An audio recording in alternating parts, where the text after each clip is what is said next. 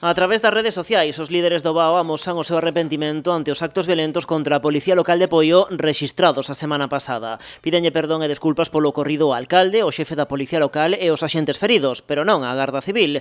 Na grabación, o pastor evangélico fala en nome de todo o poboado, insistindo no seu arrepentimento ante os golpes propinados aos axentes. El motivo de hablar es para pedir perdón en nombre de todo el poblado del BAO, al alcalde, al jefe de policía local y a los agentes heridos del municipio de Poio. Nos arrepentimos públicamente pidiendo disculpas y pidiendo perdón.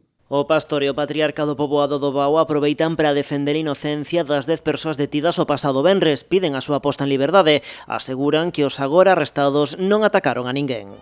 Soy el patriarca de aquí del BAO. Llevo bastantes años aquí y nunca ocurrió eso. Pido la libertad para los presos, porque los 10 presos que están son inocentes. Como podéis ver en las imágenes de los vídeos, tienen cosas en las manos, pero ninguno tira objetos contra la Guardia Civil.